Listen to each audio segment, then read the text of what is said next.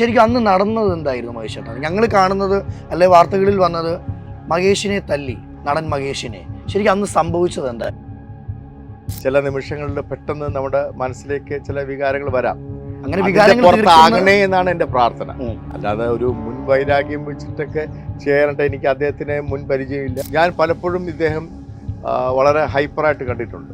ലൊക്കേഷനില്ല നമ്മുടെ ലൊക്കേഷനിൽ തന്നെ പാലക്കാട് ഷൂട്ട് ചെയ്യുമ്പോൾ ഒരിക്കൽ ദേഷ്യം വന്നിട്ട് ആരോടുള്ള ദേഷ്യം കൊണ്ട് സ്വന്തം ഫോൺ ഗ്രൗണ്ടിലെറിഞ്ഞ് പൊട്ടിച്ചിട്ടുണ്ട്. അദ്ദേഹം മയക്കുമരുന്ന് ഉപയോഗിക്കുന്ന ആളാണ് എന്ന് പറഞ്ഞു. അവരൊരു പോയിന്റിൽ വരുന്നത് ഒരു പ്രോജക്റ്റ് ചെയ്യാൻ വേണ്ടിയിട്ട്. തീർച്ചയായിട്ടും. അല്ലാതെ അവർക്ക് അവരുടേതായിട്ടുള്ള വൈകാരികമായിട്ടുള്ള ഒരുപാട് ചിന്തകൾ കാണാം, അല്ലെങ്കിൽ അവർക്ക് അനുഭവങ്ങൾ കാണാം. പക്ഷെ അതൊന്നും തീർക്കേണ്ട ഇടമല്ല ഒരു ലൊക്കേഷൻ എന്ന് പറഞ്ഞാൽ. ഇവിടെ എന്താ സംഭവിച്ചെന്ന് വെച്ചാൽ വെരി അൺഫോർച്ചുനേറ്റ് എന്ന് പറയണം. ഞാൻ വളരെ കഷ്ടപ്പെട്ട് വന്നതാണ്. ഞാൻ അസിസ്റ്റന്റ് ഡയറക്ടറായിട്ട് വന്നിട്ട് ഒരാൾക്ക് ഒരാൾ അഭിനയിക്കാൻ വരാത്തപ്പോൾ ആ അവസരം കിട്ടി, അത് പ്രയോജനപ്പെടുത്തി നടനത്തിലോട്ട് വന്ന ആളാണ്. അങ്ങനെ ഞാൻ ഭയങ്കരമായിട്ട് വാശി പറഞ്ഞപ്പോൾ ചാർജ് ചെയ്ത് വരികയായിരുന്നു. വന്ന് എന്നെ തള്ളി. അപ്പോഴേക്കും ഒരൊറ്റ ഇടിയിരിക്കുകയായിരുന്നു. എൻ്റെ ഈ ഹാർട്ടിൻ്റെ തൊട്ട് മേലെ ഷോൾഡറിൻ്റെ താഴെയായിട്ട് ഈ ഭാഗത്ത്. എനിക്കിപ്പോഴും ഇന്നത്തെ വേദന. ഓൾറെഡി ഇതിന് മുമ്പേ ഒരു ഹോസ്പിറ്റൽ കേസ് കഴിഞ്ഞൊരു വ്യക്തിയല്ലേ? ഞാൻ ഒരു മേജർ ഹാർട്ടിൻ്റെ ഇഷ്യൂ കഴിഞ്ഞ് എനിക്ക് നല്ല അറ്റാക്ക് കഴിഞ്ഞ ഒരു വ്യക്തിയാണ്. ഒരു കാര്യം ഞാൻ പറഞ്ഞിട്ട് ഇതിൻ്റെ ഒപ്പം ചേർത്ത് തന്നെ ഒരു വലിയ സങ്കടമുള്ളത്, ഇത് സംപ്രേഷണം ചെയ്യുന്ന ഈ ചാനലിൻ്റെ ഒരു മനുഷ്യരും എന്നെ വിളിച്ചിട്ട് എന്തായാലും ചോദിച്ചിട്ടില്ല.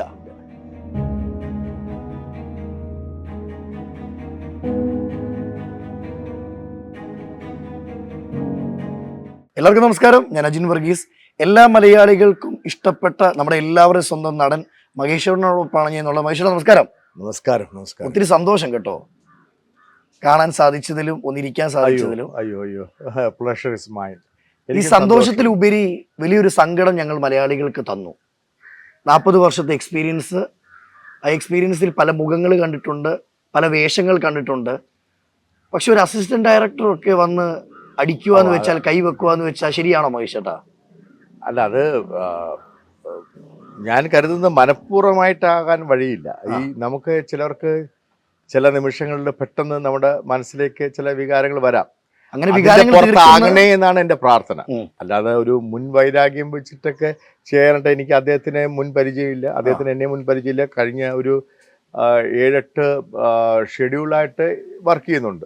ഞാൻ പലപ്പോഴും ഇദ്ദേഹം വളരെ ഹൈപ്പറായിട്ട് കണ്ടിട്ടുണ്ട്.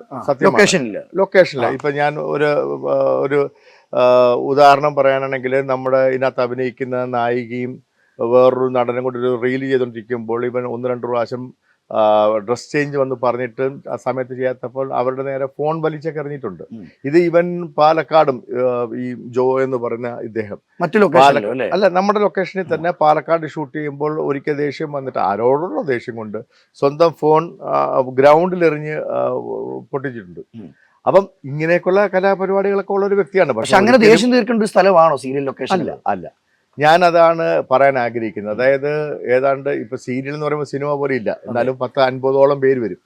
ഈ 50ഓളം പേര് 50 വ്യത്യസ്തമായ കുടുംബത്തിൽ നിന്നും വരുന്നവരാണ്, വ്യത്യസ്ത സ്വഭാവക്കാരുമാണ്. അവരൊരു പോയിന്റിൽ വരുന്നത് ഒരു പ്രോജക്റ്റ് ചെയ്യാൻ വേണ്ടിയിട്ട്. തീർച്ചയായിട്ടും. അല്ലാതെ അവർക്ക് അവരുടേതായിട്ടുള്ള വൈകാരികമായിട്ടുള്ള ഒരുപാട് ചിന്തകൾ കാണാം, അല്ലെങ്കിൽ അവർക്ക് അനുഭവങ്ങൾ കാണാം. പക്ഷെ അതൊന്നും തീർക്കേണ്ട ഇടമല്ല ഒരു ലൊക്കേഷൻ എന്ന് പറഞ്ഞാൽ. ഇവിടെ എന്താ സംഭവിച്ചെന്ന് വെച്ചാൽ വെരി അൺഫോർച്ചുനേറ്റ് എന്ന് പറയണം. അതായത് ഞാൻ വളരെ കഷ്ടപ്പെട്ട് വന്നതാണ്. ഞാൻ അസിസ്റ്റന്റ് ഡയറക്ടറായിട്ട് വന്നിട്ട് ഒരാൾ അഭിനയിക്കാൻ വരാത്തപ്പോൾ ആ അവസരം കിട്ടി, അത് പ്രയോജനപ്പെടുത്തി നടനത്തിലോട്ട് വന്ന ആളാണ്. ഞാനൊരു ഇൻബോൺ ടാലന്റഡ് ആർട്ടിസ്റ്റ്. ഒരു അസിസ്റ്റന്റ് ഡയറക്ടറിന്റെ കഷ്ടപ്പാട് വ്യക്തമായിട്ട് എല്ലാം വളരെ വ്യക്തമായിട്ട് അറിയാം. ഞാൻ ക്ലാപ്പ് പിടിച്ചു തുടങ്ങി. ആ ക്ലാപ്പ് കൊണ്ട് തന്നെ എൻ്റെ ഗുരുനാഥനെ തലയ്ക്ക് അടിച്ചിട്ടുണ്ട്. അന്ന് ദൈവം പ്രസാദിച്ച് അന്ന് യൂണിയനും കാര്യമൊന്നും ഇല്ലാത്തതുകൊണ്ട് ഒരു പ്രശ്നവും കാര്യങ്ങളൊന്നും അന്ന് ഉണ്ടായിരുന്നില്ല. അങ്ങനെ പറ്റി ചിന്തിക്കുന്ന പോലും ഇല്ല. ഇടപെടേണ്ട കാര്യമില്ല. കാരണം ഗുരുനാഥൻ തല്ലി ഒരു വിദ്യ പഠിക്കാൻ പോയിരിക്കുന്നവൻ ആ ഗുരുവിൻ്റെ നമ്മുടെ ഈ എന്താ പറയണ്ട പഴയ ഗുരുകുല വിദ്യാഭ്യാസം പോലെ തന്നെയാണ്. മനസ്സിലായില്ലേ? നമ്മൾ ദൈവത്തിന് തുല്യമായിട്ട് ഗുരുവിനെ കണ്ടുകൊണ്ട് നമ്മളൊരു സംഭവം പഠിക്കുകയാണ്. നമുക്ക് അറിവില്ലാത്ത ഒരു മേഖലയിൽ വന്ന് നമ്മൾ അത് വരാൻ സാധിച്ചു, കൊതിച്ചു വരാൻ പറ്റി. അത് തന്നെ വലിയൊരു ദൈവഭാഗ്യമല്ലേ? തീർച്ചയായിട്ടും. അങ്ങനെ വന്നത് പഠിക്കുന്നിടത്ത് നമ്മൾ അത് പഠിക്കുകയാണ് വേണ്ടത്. ഇന്നത്തെ തലമുറയിൽ ഞാൻ കാണുന്ന പറഞ്ഞാൽ അങ്ങനെ ഗുരു ശിഷ്യ വ്യത്യാസമൊന്നുമില്ല. എല്ലാവരും തോളിക്കൈയിട്ട് നടക്കുന്നു. ഒരു രീതി നല്ലത് തന്നെയാണ്. പക്ഷെ അതിൽ നല്ലത് തന്നെയാണ്. പക്ഷേ ദോഷമില്ലേ? ദോഷമുണ്ട്. അതാണ് ഞാൻ പറയാൻ പറ്റുന്നത്. അതായത് നമുക്ക് നമ്മുടേതായിട്ടുള്ള പ്രശ്നങ്ങൾ ഉണ്ടാകാം, നമ്മുടേതായിട്ടുള്ള വിഷയങ്ങൾ ഉണ്ടാകും. അത് ഒരിക്കലും കാണിക്കേണ്ട ലൊക്കേഷനിലല്ല. ഇവിടെ ഇദ്ദേഹത്തിന് ഇതിന്റെ സംവിധായകൻ പിന്നീട് പറഞ്ഞ് ഞാൻ അറിയുന്നതാണ്. അതായത് ഇദ്ദേഹത്തെ ഈ ജോ എന്ന് പറയുന്ന അദ്ദേഹത്തിന് ആരോ പറഞ്ഞു കൊടുത്തുകൊണ്ട് അദ്ദേഹത്തിന്റെ മനസ്സിലൊരു തെറ്റിദ്ധാരണ ഉണ്ടായി എന്നെ പറ്റി. ഞാൻ അദ്ദേഹം മയക്കുമരുന്ന് ഉപയോഗിക്കുന്ന ആളാണ് എന്ന് പറഞ്ഞു എന്ന്. ഞാൻ അങ്ങനെ പറഞ്ഞിട്ടേ ഇല്ല. ഞാൻ അത് വെറുതെ നിഷേധിക്കുന്നില്ല, കാരണം നിഷേധിക്കുകയല്ല, ഞാൻ കണ്ടിട്ടില്ല. കാണാത്ത കാര്യം പറയണ്ടല്ലോ. പറയണ്ട, എനിക്ക് അങ്ങനെ ഒരു സംശയമേ പോട്ട കാര്യമില്ല. കാരണം ഞാൻ ഇദ്ദേഹം സിഗരറ്റ് വലിക്കുന്നതോ അല്ലെങ്കിൽ മദ്യപിക്കുന്നതോ അല്ലെങ്കിൽ എന്തെങ്കിലും ഡ്രഗ്സ് ഉപയോഗിക്കുന്നതൊന്നും ഞാൻ കണ്ടിട്ടില്ല. ആ രീതിയിൽ ബിഹേവ് ചെയ്യുന്നതും ഞാൻ കണ്ടിട്ടില്ല. ശരിക്കും പറഞ്ഞാൽ എനിക്ക് ഇവനോട് ഈ ജോ എന്ന് പറയുന്ന അസിസ്റ്റന്റ് ഡയറക്ടറോട് ഒരുപാട് ബഹുമാനം തോന്നിയിട്ടുണ്ട്. കാരണം ഇപ്പോഴത്തെ ലൊക്കേഷൻ എന്ന് പറഞ്ഞാൽ 3-4 നിലയുണ്ട്. ഈ ഒരു കുട്ടിയാണ് ഈ നില മൊത്തം കയറി ഇറങ്ങി നടക്കുകയും എല്ലാ കാര്യങ്ങളിലും ഓടി സീനുകൾ ആദ്യം ഇതൊക്കെ. പക്ഷേ ഞാൻ നേരത്തെ സൂചിപ്പിച്ചല്ലോ, ഞാനൊരു ഇൻബോൺ ടാലൻ്റ് ആർട്ടിസ്റ്റ് അല്ല. ഞാൻ വളരെ ഹാർഡ് വർക്ക് ചെയ്ത് കാര്യങ്ങൾ മനസ്സിലാക്കി പഠിച്ച് അതിനനുസരിച്ച് ആ കഥാപാത്രം എന്താണ് ആ പർട്ടിക്കുലർ സീനിൽ ഡിമാൻഡ് ചെയ്യുന്നത്, ആ രീതിയിൽ ബിഹേവ് ചെയ്യുന്നത് എങ്ങനെയാണ് എന്നൊക്കെ നോക്കിയാണ് ഞാൻ അത് ചെയ്യാൻ ശ്രമിക്കുന്നത്. അതിനെനിക്ക് നേരത്തെ സീൻ വേണം.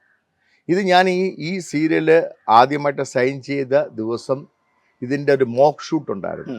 അന്ന് ഞാൻ ഇതിൻ്റെ സംവിധായകനോട് എല്ലാവരും കേൾക്കെ തന്നെ പറഞ്ഞ കാര്യമാണ്, എനിക്ക് ഉറപ്പായിട്ട് ഇത് വേണമെന്ന്, അതായത് സീൻ വേണമെന്ന്. പക്ഷേ അന്നേ ദിവസം ഈ ഇൻസിഡന്റ് ആവുന്ന അന്നേ ദിവസം രാവിലെ തൊട്ട് ഉച്ചവരെ ചോദിച്ചിട്ട് ഇദ്ദേഹം എനിക്ക് സീൻ തന്നില്ല. ശരിക്കും അന്ന് നടന്നത് എന്തായിരുന്നു മഹേഷ് ചേട്ടാ? ഞങ്ങൾ കാണുന്നത് അല്ലെ വാർത്തകളിൽ വന്നത് മഹേഷിനെ തല്ലി, നടൻ മഹേഷിനെ.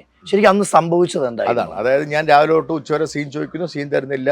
എന്നെ സംവിധായകൻ വിളിക്കുന്നു, ഞാൻ ക്യാമറയുടെ മുന്നിൽ പോയിട്ട് വളരെ വളരെ ഒരു വൈകാരികമായ ഒരു സീനാണ് എടുക്കുന്നത്. അതായത് വർഷങ്ങളായിട്ട് കാണാതിരുന്ന മകളെ വർഷങ്ങൾക്ക് ശേഷം അച്ഛൻ കണ്ടുമുട്ടുകയാണ്. അത് ആലോചിച്ച് വേണം, വർഷങ്ങളായിട്ട് മുമ്പേ കാണാതെ പോയ മകളെ അച്ഛൻ കണ്ടുമുട്ടുന്ന ഒരു സീനില് ഞാൻ ആ സീൻ പറഞ്ഞു, എനിക്കിത് എന്തുകൊണ്ട് നേരത്തെ തന്നില്ല എന്ന് ചോദിച്ചപ്പോൾ സംവിധായകൻ വിളിച്ച് ഇദ്ദേഹത്തിനോട് ചോദിക്കുന്നു, ഈ ജോ എന്ന് പറയുന്ന അസിസ്റ്റന്റ് ഡയറക്ടറോട്, ഇയാൾ തൃശ്ശൂരിൽ നിന്നുള്ളൊരു പയ്യനാണ്, അവനോട് ചോദിക്കുന്നു എന്തുകൊണ്ട് മഹേഷ് ചേട്ടനെ സീൻ കൊടുത്തില്ല എന്ന് ചോദിച്ചപ്പോഴത്തേക്ക് കൊടുക്കാൻ സാധിച്ചില്ല, കൊടുക്കാൻ പറ്റിയില്ല അതാണ് പറയുന്നത്. അതെന്താ കൊടുക്കാത്ത ചോദിച്ചപ്പോഴത്തേക്ക് പറ്റിയില്ല, അത് ക്യാമറയുടെ മുന്നിൽ ചെയ്താൽ മതി എന്ന് പറഞ്ഞു. ഞാൻ പറഞ്ഞു അവനോട്, പറ്റില്ല, എനിക്ക് സീൻ നേരത്തെ കിട്ടിയിരിക്കണം. അപ്പോൾ അയാൾ മേളിൽ നിൽക്കുന്നു, ഞാൻ താഴെ നിൽക്കുന്നു, ഈ ടെറസ് അവൻ ബാൽക്കണി നിൽക്കുന്നു, ഞാൻ താഴെ. പറ്റില്ല, എനിക്കിത് വായിച്ചേ പറ്റൂ. അങ്ങനെ ഞാൻ ഭയങ്കരമായിട്ട് വായിച്ച് പറഞ്ഞപ്പോൾ ചാർജ് ചെയ്ത് വരികയായിരുന്നു. വന്ന് എന്നെ തള്ളി. അപ്പം ഞാൻ റൗണ്ട് കോമ്പിട്ട് ചീവിക്കൊണ്ടിരിക്കുകയായിരുന്നു. എന്നെ തള്ളിയത് ഞാൻ ഇങ്ങനെ വീശി അവൻ്റെ നേരെ. ആ തള്ളിയതിൻ്റെ ഒരു ഇതിൽ തന്നെ ഞാൻ വീശി. അപ്പോഴത്തേക്കും ഒരൊറ്റ ഇടി അടിക്കുകയായിരുന്നു എൻ്റെ ഈ ഹാർട്ടിൻ്റെ തൊട്ട് മേലെ ഷോൾഡറിൻ്റെ താഴെയായിട്ട് ഈ ഭാഗത്ത്. എനിക്കിപ്പോഴും ഇന്നത്തെ വേദന. ഓൾറെഡി ഇതിന് മുമ്പേ ഒരു ഹോസ്പിറ്റൽ കേസ് കഴിഞ്ഞൊരു വ്യക്തിയല്ലേ? ഞാൻ ഒരു മേജർ ഹാർട്ടിൻ്റെ ഇഷ്യൂ കഴിഞ്ഞ് എനിക്ക് നല്ല അറ്റാക്ക് കഴിഞ്ഞ ഒരു വ്യക്തിയാണ്. വളരെ സ്ട്രെങ്ത് കിടപ്പുണ്ട് ഇതിനകത്ത്, എല്ലാം കിടപ്പുണ്ട്. അത് വെരി അൺഫോർച്ചുനേറ്റ്. എനിക്ക് അന്ന് വേരിയേഷൻ, അന്ന് കുറച്ച് കഴിഞ്ഞപ്പോഴത്തേക്ക് ഈ കൈ ഇങ്ങനെ വരയ്ക്കാൻ തുടങ്ങി, ശ്വാസം മുട്ടൽ അനുഭവപ്പെട്ടു. എന്നിട്ട് ഞാൻ 2 സീൻ തീർത്തു. കാരണം ഞാൻ വഴി ഇതിൻ്റെ നിർമ്മാതാവിന് ഒരിക്കലും ഒരു പ്രശ്നം വരരുതെന്ന് വിചാരിച്ചിട്ട്. കാരണം അദ്ദേഹം ഓൾറെഡി അല്പം ലോസിലാണ്. അപ്പം അങ്ങനെ ഒരു പ്രശ്നം വരരുതെന്ന് വിചാരിച്ചിട്ട് ഞാൻ അത് തീർത്തു കൊടുത്തു. ഹോസ്പിറ്റലിൽ പോയി, SK ഹോസ്പിറ്റലിൽ പോയി ഇവിടെ. അപ്പോൾ എനിക്ക് വേരിയേഷനുണ്ട്, ECGയിൽ നല്ല വേരിയേഷനുണ്ട്. പിന്നെ ഹാർട്ടിൻ്റെ ആ മിടിപ്പ് ഓക്കെ ആകാനും, അത് വളരെ ഹൈ ആയിരുന്നു, അത് താഴാനും പമ്പിങ് ഓക്കെ ആക്കാനായിട്ടുള്ള മരുന്ന് തന്ന് 2 ദിവസം റെസ്റ്റ് ചെയ്യണമെന്ന് പറഞ്ഞിട്ട് ഞാൻ പിറ്റേ ദിവസം ഞാൻ അവിടെ ഷൂട്ടിങ്ങിന് വന്നു. അത് ഒരു പക്ഷേ ഒരു ആർട്ടിസ്റ്റിനുള്ള ഒരു ബഹുമാനം തന്നെയല്ലേ? ഏതാണ് ഈ വർക്കിന് പിന്നെയും കയറുന്നത്? വേണേ റെസ്റ്റ് എടുത്തിട്ട് ഇരിക്കാം, അല്ലെങ്കിൽ എനിക്ക് സാധിക്കത്തില്ലെന്ന് പറയാം. ഇതിനകത്ത് നിർമ്മാതാവ് എന്ന് പറഞ്ഞൊരു വ്യക്തി, അദ്ദേഹം ഇതിനകത്ത് ഇന്നസെൻ്റ് ആണ്. അദ്ദേഹം ഒരു സീരിയൽ ചെയ്യുന്നതുകൊണ്ടാണ് ഞങ്ങളെപ്പോലുള്ള ഒരുപാട് പേർക്ക് കുറച്ച് നാളായിട്ട് സമ്പാദ്യം കിട്ടുന്നതും ഒക്കെ. ജോലി ചെയ്തിട്ടാണെങ്കിൽ നടൻ എന്ന മഹേഷ് ചേട്ടനെ ഒന്ന് ചിന്തിക്കാം. ഞാൻ വരുന്നു, റോള് ചെയ്യുന്നു, ബാക്കിയുള്ളവരുടെ വിഷമങ്ങൾ കൂടി മനസ്സിലാക്കേണ്ട കാര്യം എന്താ? അത് വന്ന വഴിയാണോ? അല്ല മോനെ, ഞാൻ എല്ലാ മേഖലയിൽ കൂടിയും കടന്നു വന്നിട്ടാണല്ലോ. ഈ സിനിമയിൽ തന്നെ ഞാൻ എഡിറ്ററോടൊപ്പം എഡിറ്റിങ്ങിന് ഇരുന്നിട്ടുണ്ട്, റീ റെക്കോർഡിങ്ങിന് ഇരുന്നിട്ടുണ്ട്, റെക്കോർഡിങ് കണ്ടിട്ടുണ്ട്, അസിസ്റ്റന്റ് ഡയറക്ടറായിട്ട് വർക്ക് ചെയ്തിട്ടുണ്ട്, സ്ക്രിപ്റ്റിൻ്റെ കോപ്പിങ്ങിന് ഇരുന്നിട്ടുണ്ട്. നമ്മളിതെല്ലാം കണ്ട് ഓരോ കഷ്ടപ്പാടും അറിഞ്ഞിട്ട് വന്നതല്ലേ. ഞാൻ ഇതിനെ വളരെ ദിവ്യമായിട്ടാണ് കാണുന്നത്. വർക്കിന് മൂകാംബിക ദേവിയുടെ ഒരു എന്താണ് പറയേണ്ട പ്രസൻസ് ആണ് ഞാൻ ഈ നമ്മുടെ വർക്കിൽ കാണുന്നത്. അവിടെ നമുക്ക് മായം ചേർക്കാൻ തോന്നില്ല. മനസ്സിലായി. നമുക്ക് എന്ത് ഈ പിന്നെ ആലുമുടൻ ചേട്ടനൊക്കെ വന്ന ഭാഗ്യം പോലെ ക്യാമറയുടെ മുന്നിൽ മരിച്ചു വിടുന്നതാണ് എൻ്റെ ആഗ്രഹം. മനസ്സിലായില്ലേ? അതിനകത്ത് യാതൊരു ഇതുമില്ല. അപ്പം കലയെ ഇത്രമേൽ സ്നേഹിക്കാൻ നേരത്തും മഹേഷ് ചേട്ടൻ്റെ വന്ന വഴികളിൽ പല മുഖങ്ങൾ കണ്ടിട്ടുണ്ട്. ഇപ്പം ന്യൂ ജനറേഷൻ എടുത്താലും ഓൾഡ് ജനറേഷൻ എടുത്താലും പല കാറ്റഗറി കണ്ടിട്ടുണ്ട്. അല്ല, ഉണ്ടാവും. ശരിക്കും ഇന്ന് മഹേഷ് ചേട്ടൻ ഞാൻ ചോദിക്കുന്നത്, ആർക്കും ആരെ എന്തും ചെയ്യാം, ആർക്കും ആരെ തല്ലാം എന്നതിന് ഉത്തമ ഉദാഹരണമാണ് ലൊക്കേഷനിൽ വെച്ച് മഹേഷ് ചേട്ടന് നേരെ വന്ന ഒരു ആക്രമണം. അതിനെന്താ പറയാനുള്ളത്? അല്ല, ഞാൻ പറഞ്ഞില്ലേ, വീണ്ടും ഞാൻ ആവർത്തിക്കുകയാണ്, ഇദ്ദേഹം എന്നെ തല്ലണം എന്ന് പറഞ്ഞിട്ട് ചെയ്തതാണെന്ന് ഞാൻ വിശ്വസിക്കുന്നില്ല. പക്ഷെ ഈ തെറ്റിദ്ധാരണയൊക്കെ അദ്ദേഹത്തിന്റെ മനസ്സിലുണ്ടെന്ന് ഞാൻ പിന്നെ മനസ്സിലാക്കി. പക്ഷെ ഞാൻ കണ്ടതില്ല, ഞാൻ പറഞ്ഞിട്ടുമില്ല. ഞാൻ എപ്പോഴും ഞാൻ ലൊക്കേഷനിൽ ഇവിടെ ആരോട് ചോദിച്ചാലും അറിയാം. എൻ്റെ ഇത്രയും വർഷത്തെ അനുഭവങ്ങളും കാര്യങ്ങളൊക്കെ പറഞ്ഞ് തമാശകൾ, പല ലൊക്കേഷനിലുണ്ടായ തമാശകളൊക്കെ പറഞ്ഞിട്ട് വളരെ ഈസി ആയിട്ട് ആണ് ഞാൻ പോകുന്നത്. ഓരോ സീനും വളരെ എന്താ പറയേണ്ടത്, സങ്കീർണമായ സീനുകളാണെങ്കിൽ പോലും അത് കഴിയുമ്പോൾ നമ്മൾ വളരെ ഈസിയായി സന്തോഷമായിട്ട് തമാശയൊക്കെ പറഞ്ഞ് അങ്ങനെ വളരെ സന്തോഷപരമായിട്ട് പോകാനാണ് ശ്രമിക്കാറ്.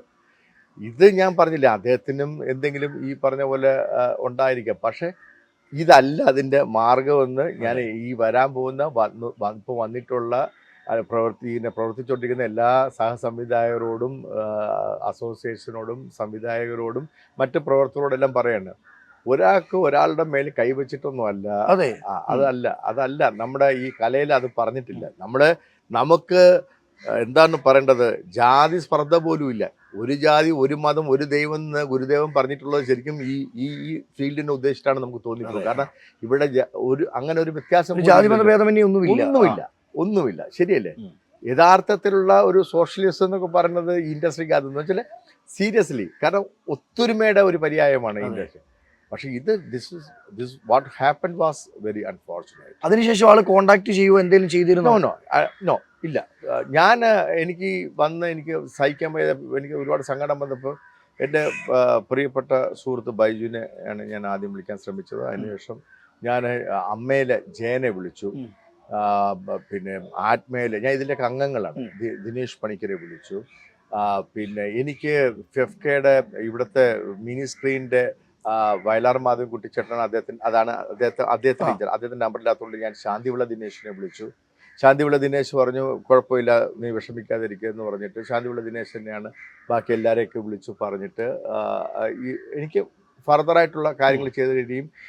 ഈ ജോ എന്ന് പറഞ്ഞ ഈ പ്രത്യേക ഈ വ്യക്തിയെ ഈ ഇൻഡസ്ട്രിയിൽ നിന്ന്, അദ്ദേഹത്തിന് അംഗത്വവും കാർഡുകളൊന്നും ഉണ്ടായിരുന്നില്ല, എന്നാലും ഇനി മേൽ വർക്ക് ചെയ്യില്ല എന്നുള്ള രീതിയിലുള്ളൊരു തീരുമാനം സർക്കുലറൊക്കെ അയക്കുകയും ഇങ്ങനെ ഒരു അൺഫോർച്ചുനേറ്റ് സംഭവം വന്നു. ഫെഫ്ക ഒരു പത്രക്കുറിപ്പ്, സംഘടനകളെല്ലാം സപ്പോർട്ട് ചെയ്തു ഫുള്ളായിട്ട്. എല്ലാവരും സംഘടനകളും സുഹൃത്തുക്കളും, എൻ്റെ എല്ലാ സുഹൃത്തുക്കളും, സംഘടനയിലുള്ളവരും സംഘടനയിൽ ഇല്ലാത്തവരും, എല്ലാ സുഹൃത്തുക്കളും, ഞാൻ പറഞ്ഞില്ലേ, ഇവരെല്ലാം, ജയനാണെങ്കിലും ദിനേശ് പണിക്കരാണെങ്കിലും ശാന്തിവിള ദിനേശ് ആണെങ്കിലും, എന്തിന് ഞങ്ങളുടെയൊക്കെ അമ്മയുടെയൊക്കെ നിങ്ങളുടെ ഈ ചാനൽ പോലെ ചെയ്യുന്ന ഹൈദർ വിളിച്ച ഇവരെല്ലാം അറിഞ്ഞിട്ട് എന്നെ നോക്കൂ. ഇവിടെ ഇപ്പം നിങ്ങൾ തന്നെ എന്നെ കാണാൻ വന്നത് എനിക്ക് ഈ ഒരു ഇൻസിഡന്റ് ഉണ്ടായിട്ടുള്ളൂ. അത് നിങ്ങൾക്ക് എന്നോടുള്ള സ്നേഹം കൊണ്ട്. അപ്പോൾ ഞാൻ മഹേഷിനെ പറ്റി ഒന്ന് തിരക്കിയപ്പം മഹേഷ് ചേട്ടൻ ഇപ്പോൾ ഒരു 100 ബന്ധങ്ങൾ ഉണ്ടെങ്കിൽ ഈ ബന്ധങ്ങളെല്ലാം കീപ്പ് ചെയ്ത് കൊണ്ടുപോകുന്ന ഒരു വ്യക്തിയെ നിങ്ങൾ കേട്ടിട്ടുണ്ട്? അതെ, തീർച്ചയായിട്ടും.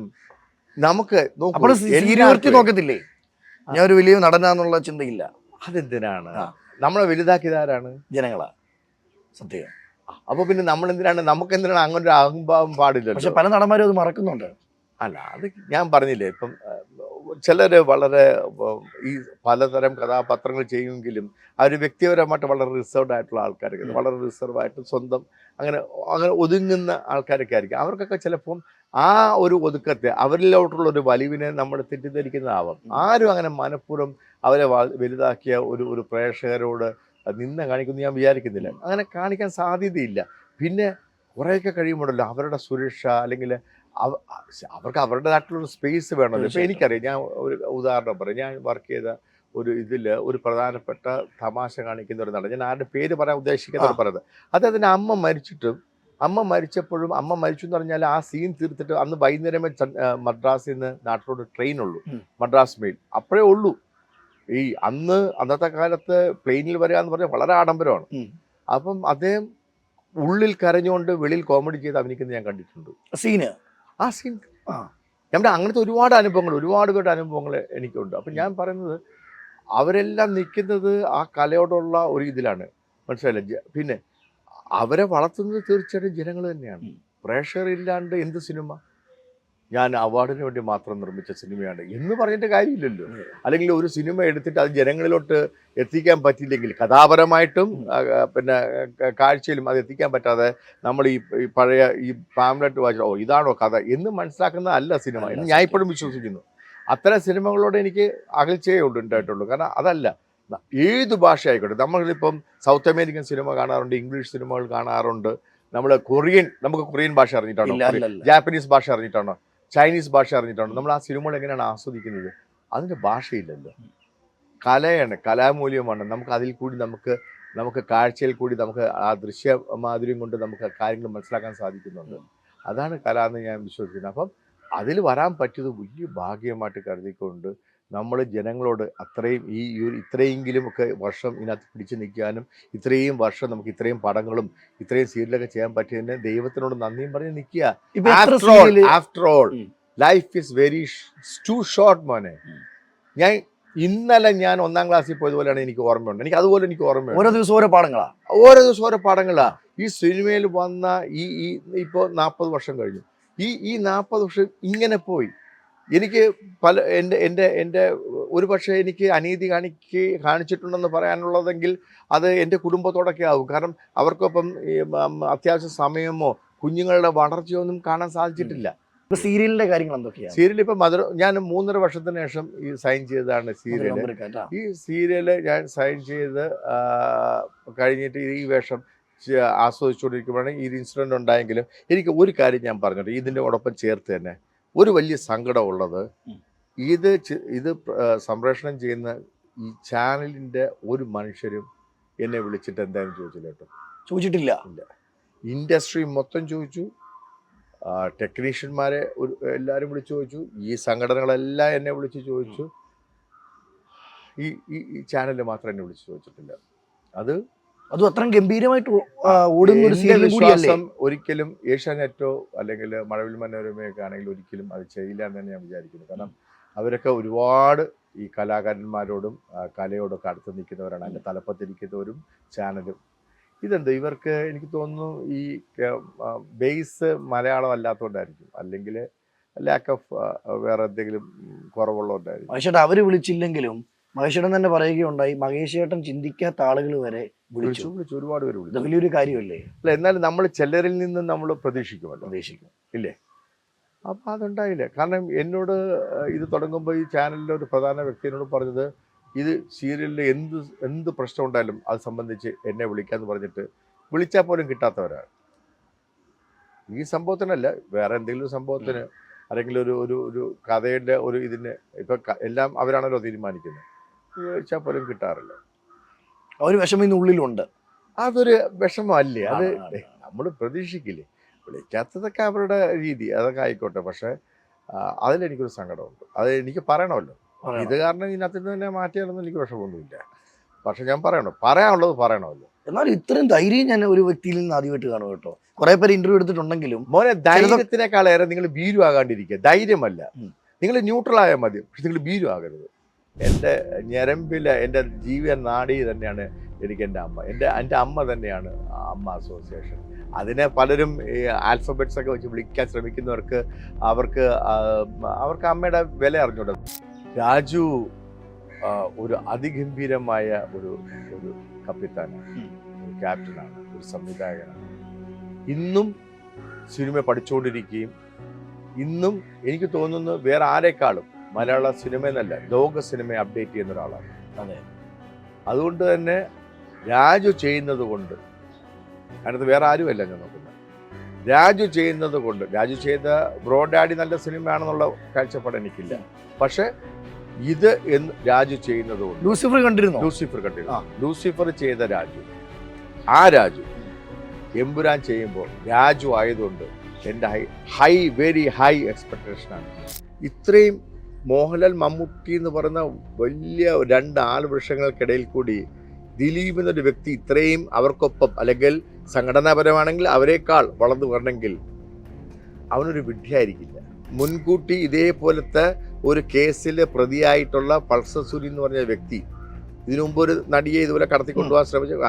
അയാൾക്ക് അതും 150 രൂപയ്ക്ക് 200 രൂപയ്ക്ക് വരെ കിട്ടാവുന്ന ഒരു പ്രതിയാകുമെന്ന് സംശയിച്ചുകൊണ്ടിരിക്കുന്ന ഒരു ആൾക്ക് ഈ 2 കോടി പ്രതിഫലം പറഞ്ഞുകൊണ്ട് വട്ടുണ്ടോ?